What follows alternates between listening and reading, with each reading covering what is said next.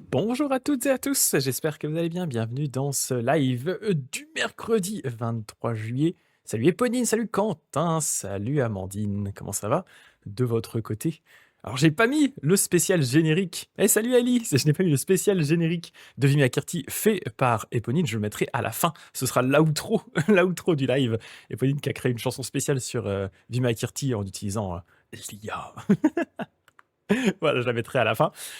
Aujourd'hui, donc, bien sûr, on va continuer le Sutra de la liberté inconcevable dans la traduction de Patrick Carré, le Sutra qu'on appelle généralement le Sutra de Vimalakirti, comme son protagoniste principal, le Bodhisattva laïque Vimalakirti.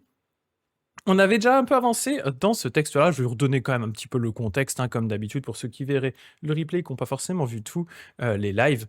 Donc, Vimalakirti, je le disais, c'est un bodhisattva laïque. Il habite dans la ville de Vaishali. Bodhisattva laïque, ça veut dire que, c'est un bouddhiste, un être qui œuvre pour le bien de tous les autres, mais qui, n'est pas moine. Donc il n'a pas pris de vœux monastiques ni quoi que ce soit, il vit dans la ville, il a une femme, il a des enfants, il vit normalement, mais c'est un bodhisattva de très haut niveau. Et donc Vimalakirti est malade, et sachant cela, le Bouddha va dire: «Ah bah, je vais envoyer mes disciples aller, prendre des nouvelles de Vimalakirti, voir comment il va, s'enquérir de sa santé». Donc il demande à plusieurs de ses disciples d'y aller, et ses disciples vont refuser les uns après les autres parce qu'ils ne se sentent pas le niveau, ils ne se sentent pas assez valeureux pour aller discuter avec Vimalakirti, parce que chaque fois qu'ils l'ont croisé, ils se sont fait clasher rhétoriquement, et ils n'ont pas su quoi répondre. Donc ils se sont rendus compte qu'en fait, Vimalakirti était d'un niveau de bodhisattva plus élevé, il était plus élevé en termes de sagesse, donc ils ne se sentent pas, ces autres pratiquants, ils ne se sentent pas légitimes pour aller le voir. Jusqu'à ce que intervienne Manjushri. Manjushri, bodhisattva de la sagesse, c'est celui qui représente la sagesse, il est de très haut niveau, il est vraiment équivalent, il est au niveau égal avec Vimalakirti, et donc Manjushri dit: «Oui, oui, bon, il y a pas de souci, let's go, je peux aller, bien entendu discuter avec Vimalakirti, prendre de ses nouvelles, ça va me faire très plaisir». Et donc comme il y va, soudainement, tous les autres qui avaient dit: «Oh oui, mais moi, je me sens pas trop légitime d'y aller», d'un coup, ils disent: «Oh, bah, Manjushri, il y va! Ah bah let's go! Allez, on va assister à un bon fight de Dharma là, ça va être sympa, ça va être un peu le match de l'année». Donc là, d'un coup, tout le monde débarque chez Vimalakirti, et c'est là où on en était. Vimalakirti, du coup, voyant tout le monde arriver, il vide magiquement toute sa maison, sa petite maison. Il a une petite maison, sa chambre, d'ailleurs, même précisément, là où il était malade, et d'un coup, tous les êtres peuvent y rentrer. Voilà. S'ensuit une discussion entre Manjushri et Vimalakirti sur la maladie de Vimalakirti, c'est ce qu'on avait vu la dernière fois. Donc on en était là, en gros, tout le monde est en train de rentrer. Il y a une première discussion, et là, on va retomber sur notre pauvre Shariputra. Shariputra qui est un auditeur, c'est-à-dire un pratiquant du Theravada. Ce sutra de Vimalakirti, il se place dans cette série de sutras qui essaie vraiment de marquer très nettement cette rupture entre le petit véhicule, ce qu'on appelle péjorativement le petit véhicule, le Theravada, et le Mahayana, le grand véhicule. C'est pour ça que, notamment, son protagoniste, Vimalakirti, est un bodhisattva, donc grand véhicule, laïque d'autant plus, et qui est d'un niveau supérieur en sagesse aux moines du Theravada, notamment Shariputra, qui est réputé pour être quand même le meilleur des disciples du Bouddha. Et là, vous allez voir que dans ce chapitre, le pauvre va être encore un petit peu tourné en ridicule. Dans le chapitre d'après également. Voilà, il va prendre un peu cher. Voilà, c'est vraiment, vous voyez ici, le Mahayana qui essaye de se démarquer, de montrer sa supériorité par rapport au Theravada dans ce texte. Donc c'est un texte qui est des fois un petit peu dur envers les pauvres auditeurs du Theravada. Voilà, c'est malheureusement la vie. Et d'ailleurs, coucou au cochon d'Inde de Ellie, qui s'appelle Kotoli. Salut, Kotoli. Et Eponine qui dit... Ah oui, Eponine qui dit d'ailleurs, il y a moyen que la famille de Vimalakirti, ce soit juste des corps de transformation. Effectivement, imagine ton meilleur pote à l'école, c'est juste une manifestation de Vimalakirti. Ah mon dieu, c'était juste une illusion depuis le début. C'est trop bizarre. Mais on avait tellement de souvenirs ensemble, t'as jamais vraiment existé. Alors je suis juste un corps d'apparition, de corps de transformation de Vimalakirti. Non. Donc ça commence direct, vous allez voir, ça va clasher immédiatement. Le chapitre 6 s'ouvre sur un énorme clash. On est parti. Et chapitre 6, l'inconcevable. Shariputra, donc le moine Theravada, le disciple, vraiment le meilleur du Bouddha, Shariputra remarqua alors qu'il n'y avait pas de siège dans la pièce, et se demanda où la foule des bodhisattvas et des grands auditeurs allait prendre place.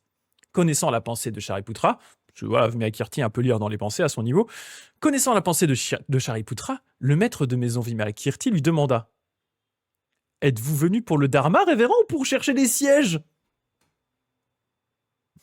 Au direct, direct une énorme droite. Il se prend direct immédiatement une énorme droite. Vous êtes venu là pour écouter des enseignements ou pour poser votre fesse? Pour le dharma, dit Shariputra, non pour chercher des sièges. Oh yo yo yo, ça commence bien. Après, Vimalakirti s'étonne que personne ne veut aller le voir, c'est insupportable aussi.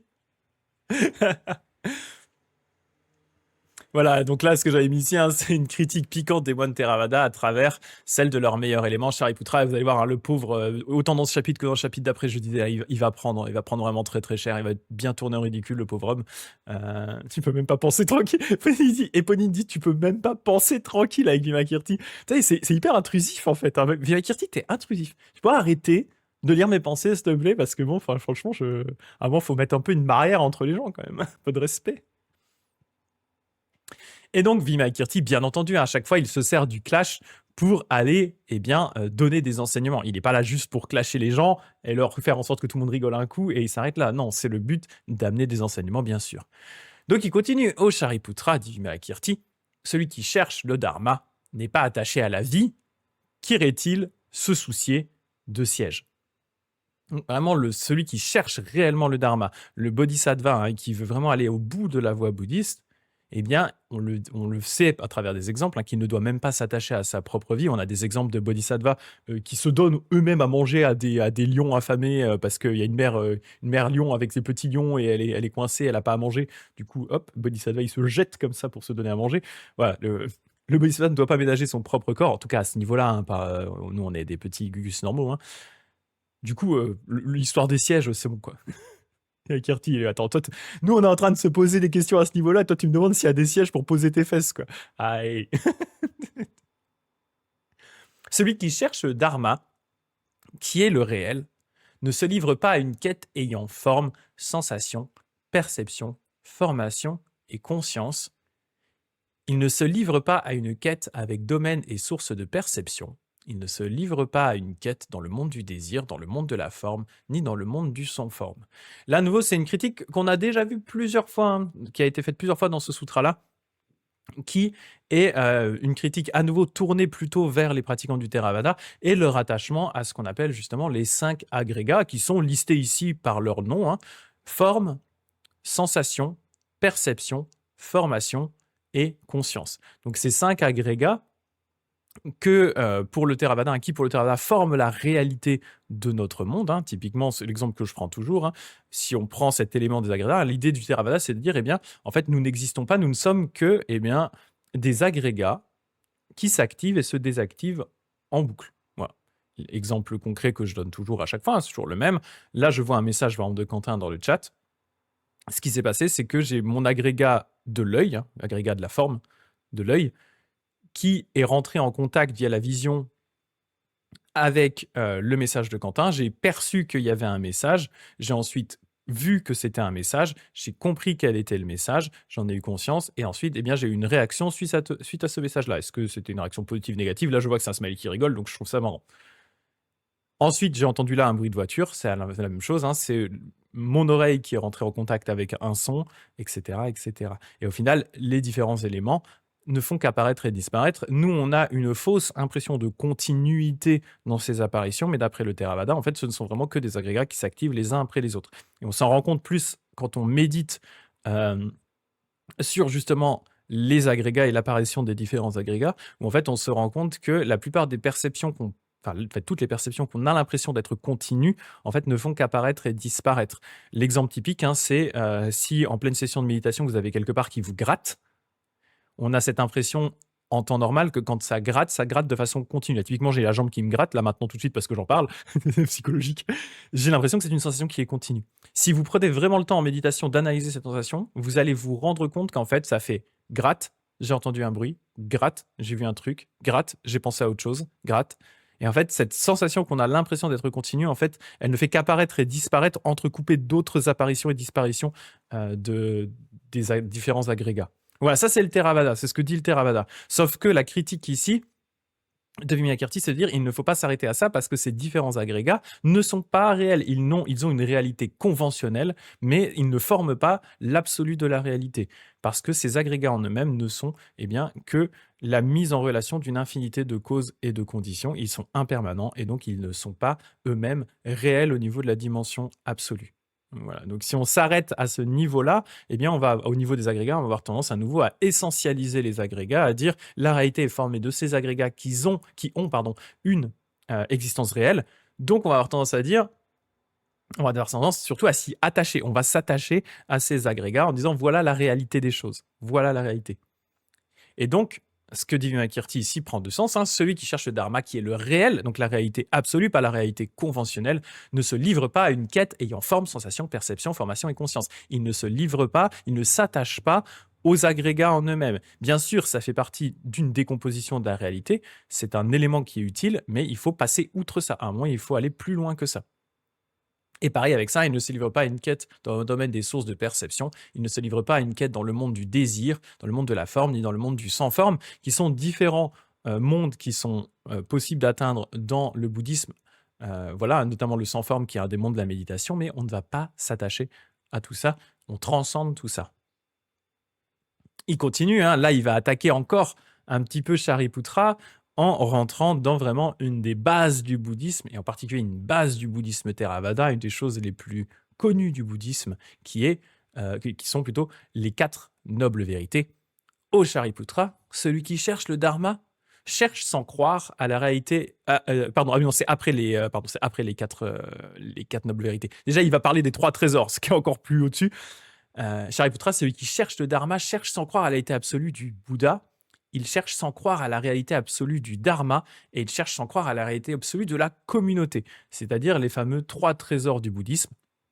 Bouddha, Dharma, Sangha, le Bouddha, ses enseignements et la communauté.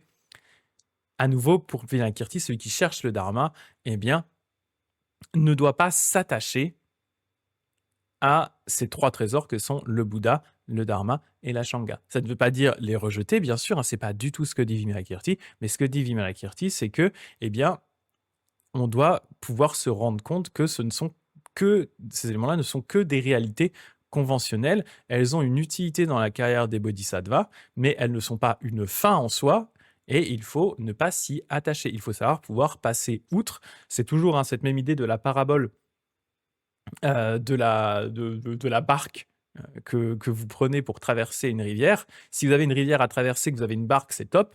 Mais si derrière, vous n'allez pas continuer à trimballer votre barque sur le dos une fois que vous serez passé sur la terre ferme. Vous allez la laisser de côté, quoi. Ah oui, salut Dagdeg, Vimalakirti est toujours aussi toxique que même pire. Là, franchement, c'est une des pires phrases. Ce qui s'est passé juste avant, c'est terrible. Il est horrible avec Shariputra. Et voilà, donc c'est cette idée de dire les enseignements sont utiles jusqu'à un certain point, mais il ne faut pas s'y attacher outrageusement. C'est ça, c'est ce que dit Éponine, il faut démêler la dévotion et l'engagement de l'attachement, ce qui est à un niveau très très haut, c'est ça. C'est-à-dire que pour nous, Gugus normaux, c'est normal qu'on soit attaché aux 3 trésors, aux 4 nobles vérités, etc., etc. Mais à partir d'un certain moment, il faut vraiment démêler effectivement la dévotion et l'engagement avec ces enseignements, avec un attachement à ces enseignements. Croire en leur réalité absolue. C'est ça que critique Vimalakirti ici. Et il continue en allant plus loin, en parlant justement, donc je disais, des 4 nobles vérités, sur le même mode, en disant celui qui cherche le dharma cherche sans reconnaître la souffrance, sans en détruire la cause, sans en actualiser la cessation et sans pratiquer sur la voie. Donc ce sont les fameuses 4 nobles vérités du bouddhisme, qui est un enseignement les plus classiques du bouddhisme, que sont du coup la réalité de la souffrance, la cause de la souffrance, la possibilité de faire cesser cette souffrance et la voie qui mène à la cessation de cette souffrance. Et là, ce que dit Vimalakirti, c'est exact. Enfin, ça paraît être l'inverse, mais à nouveau, ce n'est pas l'inverse. On dit celui qui cherche le dharma cherche sans reconnaître la souffrance, sans en détruire la cause, sans en actualiser la cessation et sans pratiquer sur la voie. Pourquoi ? Parce que le dharma qui est le réel est libre des proliférations du jugement. En effet, penser qu'on va reconnaître la souffrance, en détruire la cause, en actualiser la cessation et s'exercer sur la voie, ce ne sont là que des proliférations du jugement. C'est-à-dire, ce que critique à nouveau Vimalakirti ici, hein, mais c'est un peu le thème global de ce sutra, hein, ce qu'il critique beaucoup, c'est l'essentialisation des choses. C'est vraiment le fait d'avoir un attachement maladif au concept et de rendre les concepts d'une certaine façon absolus. Donc ce serait ici de dire qu'effectivement, j'ai reconnu la souffrance, j'ai réussi à en détruire la cause, j'ai trouvé la cause, j'en ai actualisé la cessation, et j'ai pratiqué pour le faire. Et à chaque fois, en fait, chacun de ces éléments-là, il y a toujours le risque de tomber dans le 1, le j'ai fait ci, et de 2, voilà, j'ai réussi à faire cesser cette souffrance, j'ai fait cesser cette souffrance, toute la souffrance, essentialiser à nouveau la souffrance, essentialiser sa cause, etc., etc. Donc, Vimalakirti dit à nouveau, il ne faut pas s'attacher à tous ces éléments-là, parce que sinon, on reste bloqué à un moment sur la voie. On a l'impression qu'on est allé au bout, en fait. On a l'impression qu'on a effectivement identifié la souffrance, sa cause, on l'a fait cesser grâce à la voie. Mais en fait, on est resté attaché, on se dit, ouais, j'ai atteint l'objectif, super. Et après, en fait, le bodhisattva doit aller plus loin que ça.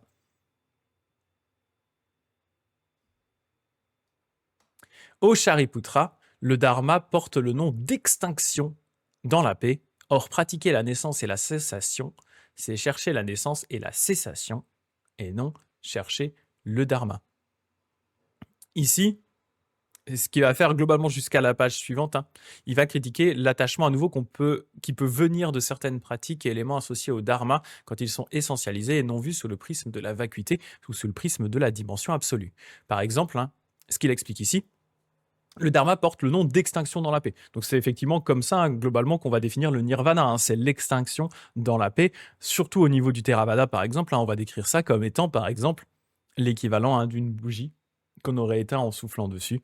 On est éteint, c'est terminé. Elle ne va plus continuer à s'alimenter, à s'auto-alimenter.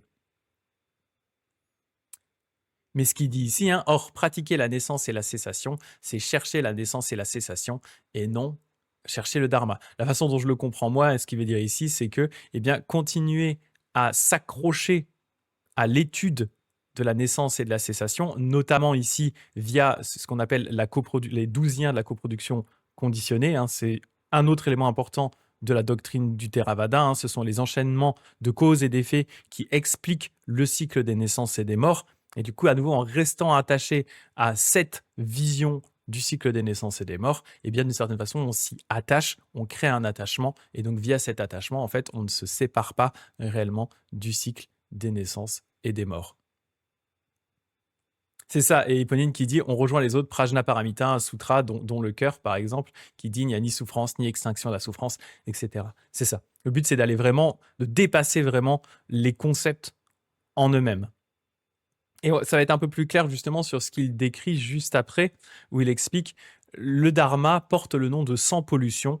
Or, la pollution des choses, jusqu'à la pollution du nirvana, n'est que souillure de la croyance réaliste, ce qui n'est pas chercher le dharma. Cette phrase, elle est un petit peu compliquée, mais en fait, ce qu'il faut comprendre quand Vimalakirti parle de sans pollution, en fait, il ne met pas sans pollution en opposition avec pollution, ce qui est non pollué avec ce qui serait pollué.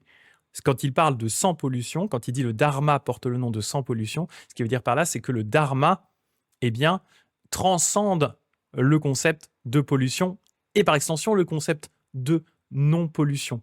Parce que ce qu'il dit, c'est que la pollution des choses, jusqu'à la pollution du nirvana, la vraie pollution, eh bien, c'est la souillure de la croyance réaliste. C'est-à-dire, la véritable pollution, c'est d'être attaché à l'existence réelle de la pollution. C'est quelque chose qu'il avait déjà critiqué dans un des chapitres précédents, notamment quand il parlait des moines le moine historique du Bouddha, c'est celui spécialisé dans les règles monastiques, et il y avait des moines qui allaient le voir en disant « Ah, on a fait des conneries, on a des remords, etc. etc. » Et puis Vimalakirti leur a expliqué qu'en fait, il ne faut pas s'attacher à ce concept de pollution. C'est-à-dire qu'il ne faut pas dire « ça c'est blanc, ça c'est noir ». Parce que si on fait ça, eh bien, effectivement, on s'attache à nouveau à des concepts, on s'attache au concept du blanc et du noir, on s'attache à ces concepts, on dit, bah, du coup, ils sont figés, ce qui sous-entend que peu importe ce qui se passe, ces concepts restent fondamentalement tout le temps les mêmes et inchangés et vrais pour l'éternité. Et Vimalakirti, il dit, bah non, en fait, il faut dépasser à nouveau cette idée d'attachement à ces choses-là, à cette potentielle réalité du monde. Il faut aller plus loin, il faut transcender ça. Donc la véritable pollution, pour lui, c'est justement la souillure de la croyance réaliste. Le fait de croire, par exemple, que ce livre a une existence réelle, que ce livre est inchangeable qu'il ne disparaîtra jamais. Ça, c'est la croyance réaliste. Et du coup, transposer ça également à tout ce qui va être pollution, c'est-à-dire se dire, ben, telle action est forcément, toujours et systématiquement une action mauvaise. Et Vimalakirti, lui, il l'a vraiment démontré d'une certaine façon par son propre mode de vie. C'est-à-dire que Vimalakirti, c'est un bodhisattva qui va dans les endroits qui sont considérés comme pollués normalement. On le dit au tout début du sutra, hein, il va dans les débits de boissons. Normalement, l'alcool, hein, rappel, dans le bouddhisme, c'est interdit de base, hein. Il va dans les débits de boissons pour aider les gens à dessouler.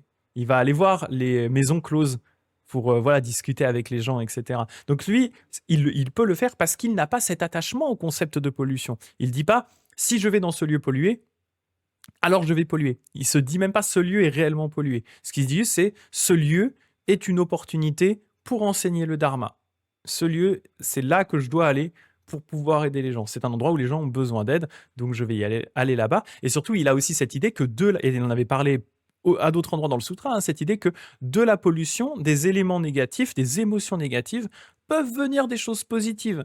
C'est-à-dire que, eh bien, la colère, la luxure, etc., ce sont des potentialités pour se rendre compte que quelque chose ne va pas et partir derrière sur des enseignements. Donc ça peut amener à quelque chose de bien. Ça ne veut pas dire à nouveau qu'il faut pratiquer ces choses-là de façon volontaire en se disant ouais, c'est trop bien, ça va me reprocher de l'éveil. C'est pas du tout ce qu'on dit là. Mais c'est de dire que même dans les éléments qui peuvent paraître négatifs, il peut y avoir des opportunités d'amélioration. Donc ce ne sont pas des éléments qui sont 100% pollués. En gros, c'est un peu l'idée, quoi. C'est ça. Et Pauline qui dit on trouve des brides, de la philosophie que vont développer les yogacaras dans cette phrase. Il y en a pas mal dans Vimalakirti en vrai, hein. Je sais qu'il est vraiment du côté Madhyamaka, mais on commence à avoir des fois des petits éléments comme ça de cette philosophie yogacara qui va arriver un peu après. Ouais. Voilà en tout cas cette idée. Et en fait, il va aller, pour le reste hein, de cette page, il va aller un peu sur ce même concept, c'est-à-dire que quand il parle de quelque chose à garder ou à rejeter, en fait, ce qu'il sous-entend, c'est qu'il faut transcender les notions. Donc là, quand il parle à nouveau, pour réinsister, hein, de sans pollution, il entend là pas dire sans pollution en opposition au concept de pollution, mais quelque chose qui transcende cette idée de pollution et de non-pollution, qui voit la potentialité de possibilités positives qu'il peut y avoir dans la pollution et qui ne s'attache pas au concept de pureté, au concept de sans pollution. Voilà. Le dharma n'a pas de domaine d'activité. Or, agir sur les choses, c'est avoir un domaine d'activité et non chercher le dharma. Donc c'est pareil, c'est se limiter ici à une forme de domaine en disant, voilà, le dharma couvre ces éléments-là. Voilà, la sphère du dharma, la sphère des enseignements, c'est tout ça. Voilà, c'est les quatre nobles vérités, c'est le sentier octuple, c'est les trois trésors, etc., etc. Voilà, voilà le domaine, et c'est un truc qui s'adresse aux êtres. Voilà. En fait, on définit, on englobe, on définit le dharma, on lui fait une jolie petite prison pour dire, voilà le domaine d'activité du bouddhisme. Et donc Vimalakirti, il dit, bah non, casser cette prison-là, le vrai domaine d'activité, en fait, le dharma n'a pas de domaine d'activité. Les enseignements bouddhistes sont censés transcender tout ça. Si on commence à le limiter à un certain nombre de concepts et d'enseignements, alors à nouveau, eh bien, on l'a réattaché à quelque chose. Vimalakirti, en fait, pour lui, son but à chaque fois, hein, c'est de faire sauter les liens. À chaque fois qu'il voit que quelqu'un est en train de se réaccrocher à quelque chose, de se réattacher à des concepts, eh bien, il est là pour justement faire sauter les liens à nouveau. En disant attention, tu es en nouveau en train là de te réattacher à des concepts, de réessentialiser des concepts, de réabsolutiser des concepts, et c'est mauvais pour toi. C'est pas ce que tu es censé faire en fait. Harcèlement permanent, d'où le harcèlement permanent, exactement. Exactement. Attends, je remets juste pour Dagdeg parce qu'il est arrivé après, mais cette phrase au début là, c'était tout début du truc. Shariputra, je mets juste ce passage, ça m'a fait rire, franchement. Shariputra remarqua alors qu'il n'y avait pas de siège dans la pièce, et se demanda où la foule des bodhisattvas et des grands auditeurs allait prendre place.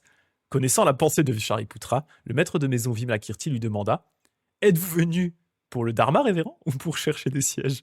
Cette phrase, elle me tue. Coucou Sam, salut, salut. La phrase, elle me tue. Est-ce que vous êtes venu pour le dharma ou pour chercher des chaises?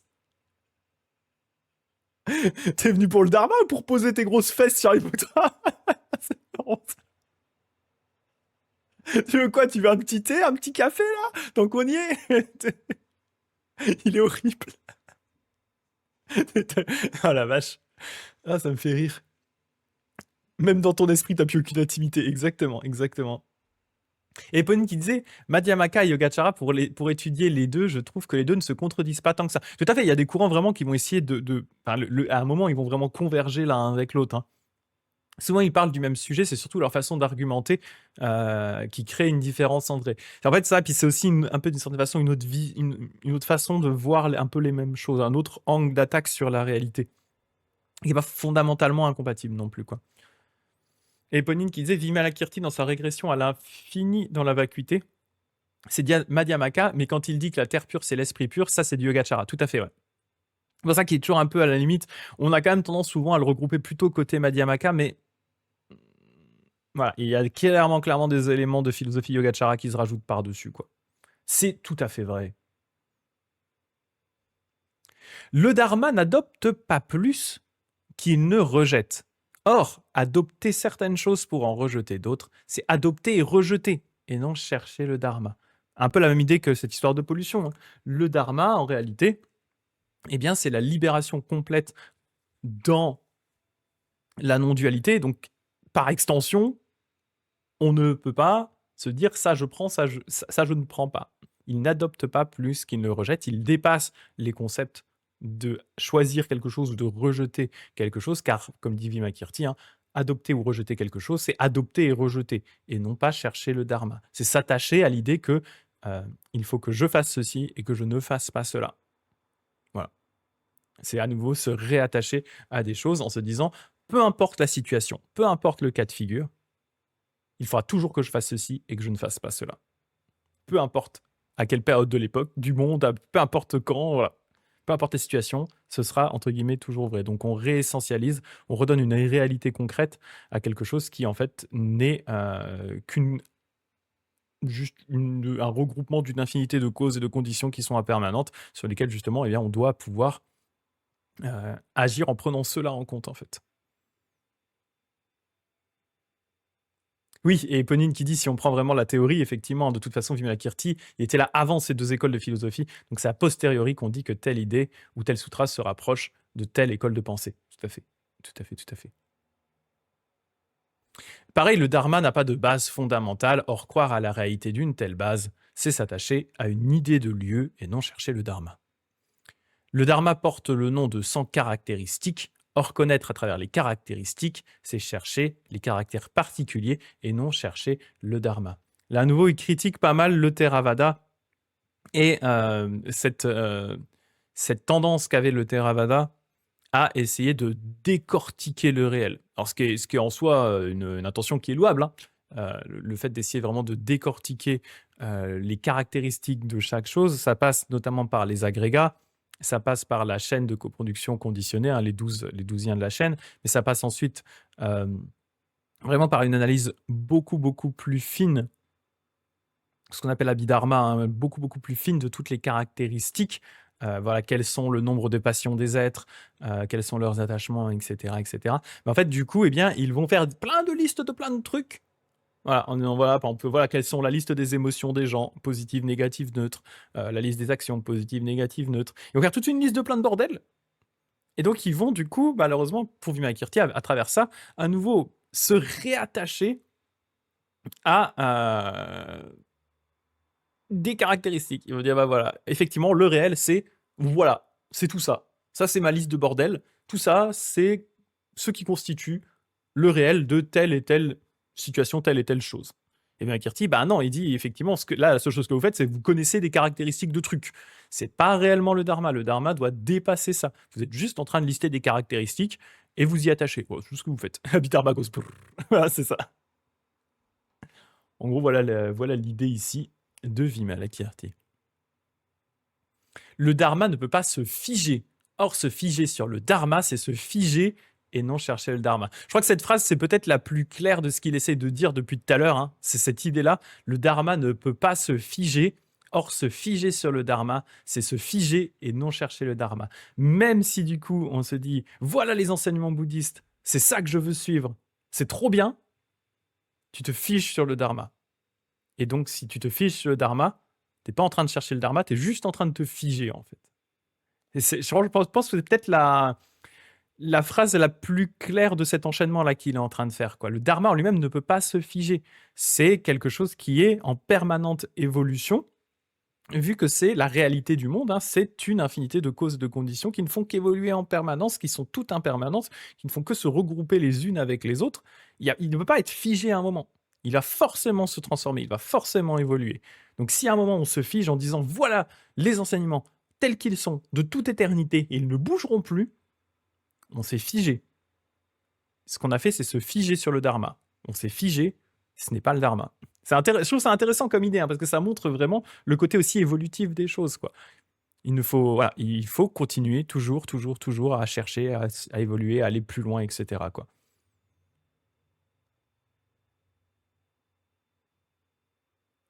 Voilà. Ellie qui dit, moi mon réel actuel c'est les travaux à côté de ma fenêtre avec la scie et puis le marteau piqueur. Ah chaud, courage, courage. C'est pas les meilleures conditions pour écouter Viva la Kirti, quoi. Il ne faut pas se figer sur le marteau piqueur. Il faut essayer de passer outre la réalité du marteau piqueur. Le dharma n'est ni sensible ni intelligible. Or, œuvrer dans le sensible et l'intelligible, c'est s'y cantonner et non chercher le dharma. Donc le dharma, pareil, transcende, hein, ces notions de sensible et intelligible, hein. Le sensible, c'est notre monde factice, notre monde tactile, pardon, notre monde réel tel qu'on le perçoit, hein, c'est ça. Le sensible, c'est on va dire, notre réalité conventionnelle. Le monde intelligible, c'est c'est ce qui se passe dans notre tête, hein. C'est la conception qu'on a du monde à travers notre façon de penser. Je rentre pas dans les, je pense pas je sais pas si le traducteur, mais je pense pas, je vais pas rentrer dans des notions platoniciennes de sensible et intelligible, c'est parce que je pense que c'est pas le but. Mais voilà, ni sensible ni intelligible. Et donc, œuvrer dans le sensible et dans l'intelligible, c'est s'y cantonner et non chercher le dharma. Donc, on doit transcender à nouveau ces notions de sensible et d'intelligible. Ce n'est pas que l'un ou que l'autre, ni les deux en même temps, ça transcende à nouveau tout ça. Le dharma porte le nom d'un composé, or agir sur le composé, c'est chercher le composé et non chercher le dharma. Bon, j'ai pas grand chose à rajouter de plus par rapport à ça. En conséquence, Shariputra, celui qui cherche le dharma, qui est le réel, ne devrait au sein de toute chose rien chercher. Donc voilà sa conclusion. Donc en gros, celui qui cherche le dharma, qui est le réel, il ne devrait, au sein de toute chose, rien chercher du tout. Voilà. C'est intéressant. Mais à nouveau, c'est paradoxal, il faut le comprendre dans le bon sens. Bien entendu, quand Vimalakirti dit il ne devrait au sein de toute chose rien chercher, en fait, ce qu'il veut dire par là, c'est qu'il ne devrait rien chercher auquel s'attacher. Il ne devrait rien chercher dans l'optique de chercher quelque chose qui aurait une réalité absolue, une réalité qui serait figée. C'est ça, en fait, que ici, Vimalakirti critique. C'est que dans sa quête du savoir, le bodhisattva ne devrait pas à un moment arriver au stade où il se dit voilà, j'ai trouvé comment fonctionne le réel. Le réel, c'est ça. Voilà comment il est. Et ça ne bougera pas. Maintenant, j'y suis attaché. Maintenant, ma conviction par rapport au réel. Et je ne vais pas en bouger. C'est ce qu'effectivement, ici, c'est en gros ce qu'il critique. Regarde juste ce que je m'étais noté. La recherche, le fait d'avancer vers un but. Ah, intéressant si vous êtes d'accord. La recherche, je me dis auto-intéressant parce que j'avais oublié ce que j'avais écrit. La recherche, le fait d'avancer vers un but reste un attachement vers ce but et la réalité de ce but à atteindre. Effectivement. Effectivement, effectivement. Ah, oui, d'une certaine façon, on peut aussi le voir comme ça, effectivement, ouais. Le fait d'avancer vers un but, c'est de dire voilà le but que je veux atteindre, et du coup on est attaché à ce but, voilà ce que je veux chercher, voilà ce que j'espère trouver, et donc on reste attaché d'une certaine façon au but à atteindre. Et donc en fait il faut à nouveau transcender et aller plus loin que tout ça. Et comme Vimalakirti prononçait ces mots, 500 dieux gagnèrent la pureté de l'œil du réel, au cœur des choses. Le maître de maison Vimalakirti s'adressa alors à Manjushri. Parmi les innombrables centaines de millions de mondes où vous vous promenez tranquille ou révérend, pourriez-vous me dire dans quelle terre de Bouddha se trouvent les trônes de lion les plus parfaits, lesquels résultent de mérites éminemment suprêmes? Adepte laïque, répondit Manjushri. Une fois traversé dans la direction de l'Est, autant de royaumes qu'il y a de grains de sable dans 36 ganges, se trouve un univers du nom de pareil au Meru, dont je puis actuellement voir le Bouddha. De nouveau, Manjushri, étant un bodhisattva d'extrêmement haut niveau, eh bien, il est capable de voir les terres pures quasiment à l'infini. Il peut voir comment elles sont composées, il peut voir leur Bouddha, il peut aller d'ailleurs se balader là-bas s'il veut, en un claquement de doigts, il peut aller se popper à l'autre bout de l'univers pour aller dire coucou au Bouddha. Voilà. C'est tout à fait dans ses cordes. Donc je peux actuellement voir le Bouddha. Ce Bouddha s'appelle le roi de la lampe du Meru, un Bouddha de 84 000 yojana, donc c'est une dimension absolument colossale, assis sur un trône de lion, haut de 84 000 yojana, et paré d'ornements absolus. Donc voilà, c'est juste des dimensions qui sont impossibles à calculer, c'est colossal. Le maître de maison Vimalakirti fit alors montre de ses pouvoirs magiques. Sur le champ, le Bouddha qu'évoquait Manjushri lui manda 32 000 trônes de lion qui, hauts, larges, imposants et purs, entrèrent tous dans la chambre de Vimalakirti. Jamais les bodhisattvas et les grands auditeurs, les Indra, les Brahmas, donc les dieux, les 4 grands rois ni les autres n'avaient vu pareil prodige. La chambre avait grandi suffisamment pour accueillir 32 000 trônes de lion, sans que l'un empiète sur l'autre, et sans que la ville de Vaishali, le Jambudvipa, donc notre continent, et les 3 autres continents, aient diminué, ou s'en fussent ressentis le moindrement. Rien dehors n'avait bougé. Et que là, il est en train de faire une déformation concrète de la réalité, fait rentrer ces trônes colossaux, donc il fait rentrer, il le dit ici, 32 000 trônes qui ont tous une dimension qui est complètement démesurée, et il les fait tous rentrer dans sa petite chambre de bodhisattva, sans que le reste de l'univers n'en soit ébranlé le moins du monde. L'univers s'en bat les steaks de ça. Donc il est en train de déformer la réalité. Vimalakirti invita Manjushri à prendre place sur un trône de lion et à s'asseoir avec les bodhisattvas et les autres grands êtres en s'adaptant à l'immensité des trônes. Les bodhisattvas doués de pouvoirs magiques grandirent jusqu'à mesurer 42 000 yojana et s'assirent sur les trônes de lion. Mais les bodhisattvas débutants et les grands auditeurs en furent incapables. Vimalakirti invita alors Shariputra à prendre place sur un trône de lion. Mais le moine répondit « Ces trônes sont trop hauts et larges pour moi, je ne puis y grimper. » « Oh Shariputra, dit Vimalakirti, prosternez-vous en hommage au Bouddha roi de la lampe du Meru et vous pourrez prendre place sur l'un de ces trônes. » Moi, ça me fait rire parce que j'imagine le pauvre Shariputra qui est tout petit et il essaie de sauter pour grimper sur le trône gigantesque. Et il fait « Ces trônes sont trop hauts et larges pour moi et je ne puis y grimper. » Il est tout petit. Tout petit. Parce que tous les autres bodhisattvas, ils ont tous grandi à la taille des trônes, donc ils sont tous gigantesques.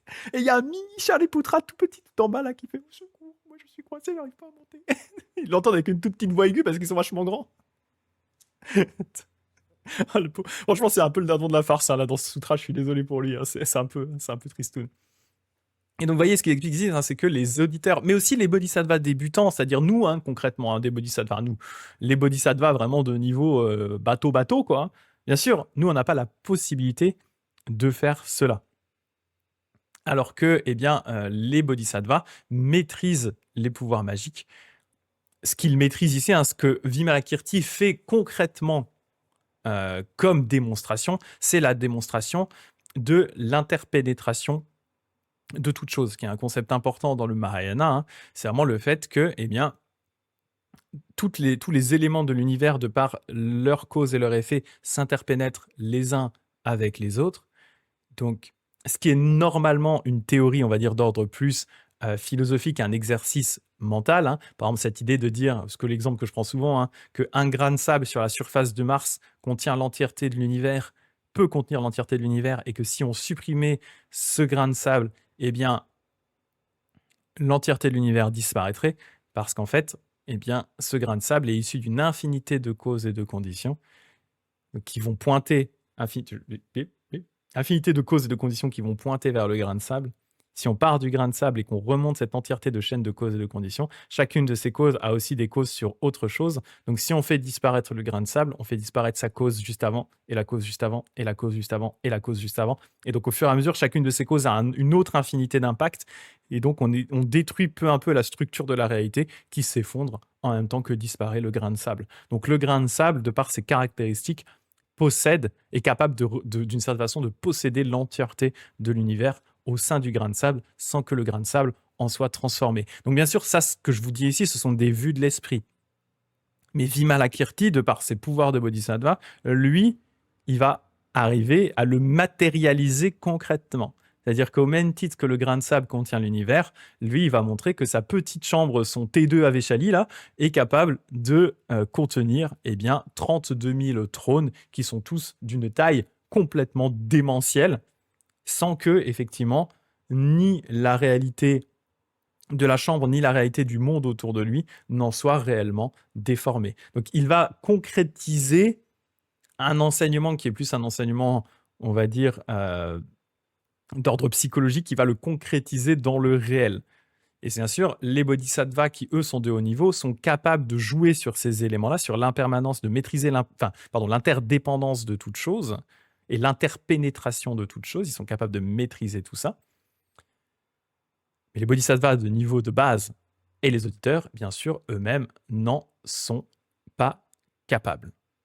Donc voilà en gros ce qui est en train de se passer ici. Voilà. Et donc il y a Shariputra qui est « Au secours, je ne peux pas monter sur le petit trône. Enfin, sur le gigatrône, je suis beaucoup trop petit. » Voilà, je regarde juste ce que vous avez écrit.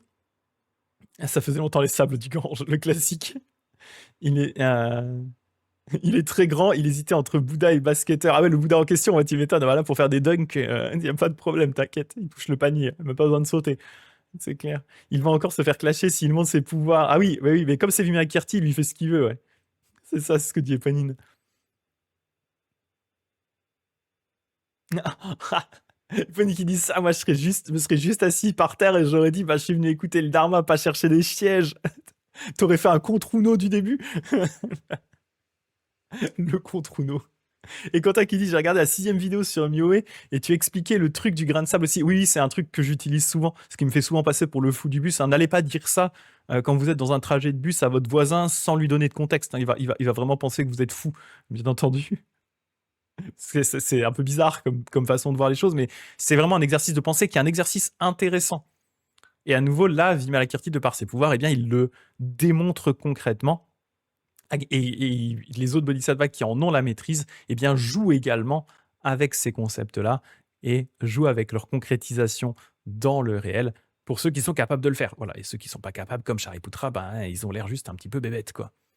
En même temps, nous, on aurait l'air bébêtes aussi si on était là. Hein. On aurait Déjà, moi j'ai le vertige quand je regarde les trucs trop haut, donc je suis en train de regarder j'ai le vertige inversé. Quand je regarde les trucs trop hauts, ça me met mal.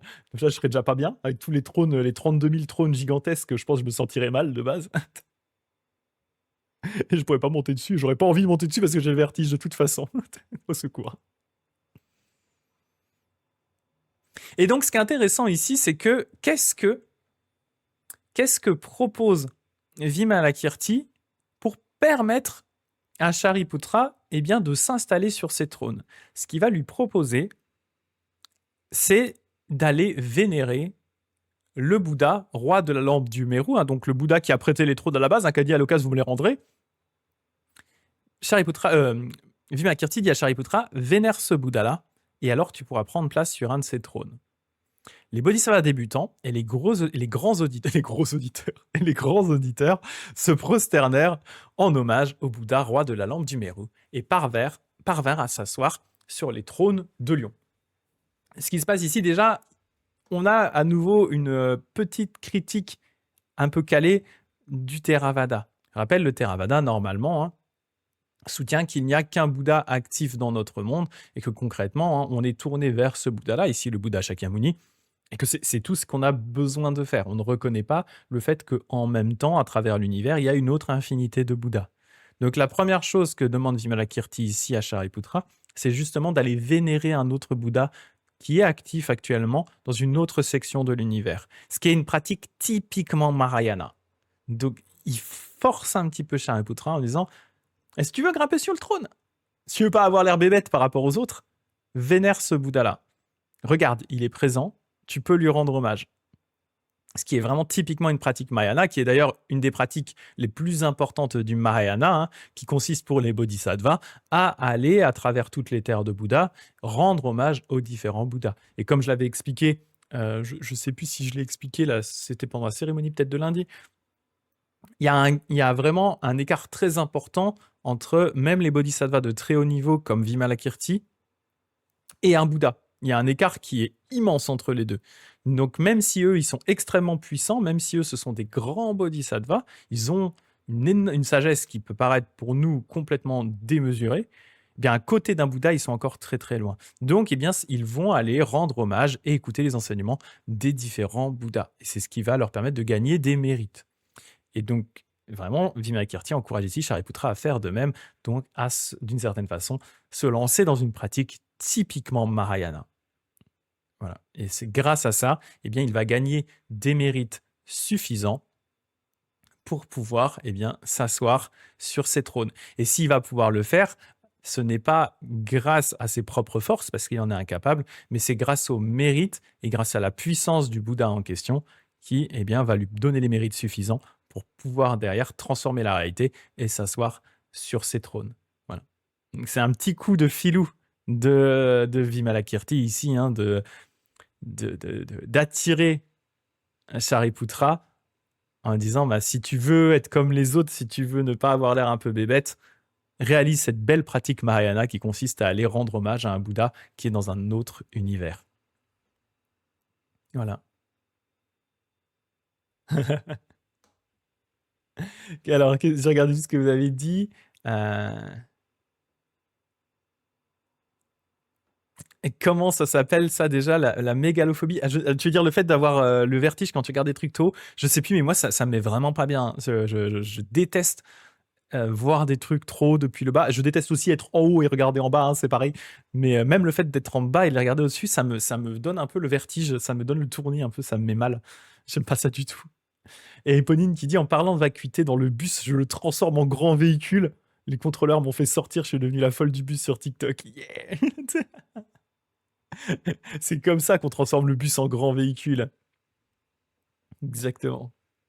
Et donc, adepte laïque, que dit Shariputra, hein, je suis émerveillé qu'une aussi petite chambre puisse contenir des trônes aussi hauts et larges sans que la cité de Véchali la bloque et sans empiéter davantage sur aucun hameau, aucune ville du Jambudvipa, et aucun palais de dieu ou de roi dragon, de bons ou de mauvais esprits sous les 4 cieux. Voilà. Donc il est assez estomaqué par tout cela. Donc voilà ce que j'avais prévu de faire aujourd'hui. Après, il va changer un petit peu de thème. Il va parler justement de la liberté inconcevable des bodhisattvas, ce qui va nous permettre d'éclairer encore un petit peu plus ce qui vient de se passer avec cette histoire de trône. Et je vous montre juste un petit preview, mais on étudiera ça dans le détail, parce qu'après, le reste du chapitre se base là-dessus. Je veux pas s'arrêter sur ce cliffhanger de folie, mais comment fait-il cela? C'est ça qui est marqué en bas, là. Voilà, il va expliquer ça, hein. Globalement, il explique que les bodhisattvas, le bodhisattva qui est établi dans la liberté inconcevable, qui a une réelle maîtrise de la dimension absolue, il peut introduire un objet énorme comme le mont Meru, hein, la montagne qui est au centre du monde dans la cosmologie traditionnelle bouddhiste, dans un grain de moutarde sans que le mont ni le grain de moutarde ne changent de taille, à tel point que le mont Meru reste parfaitement inchangé. Ce genre de choses. Donc c'est ça dont on va parler la prochaine fois, hein, c'est quelle est cette vision et cette maîtrise du réel qu'ont les bodhisattvas.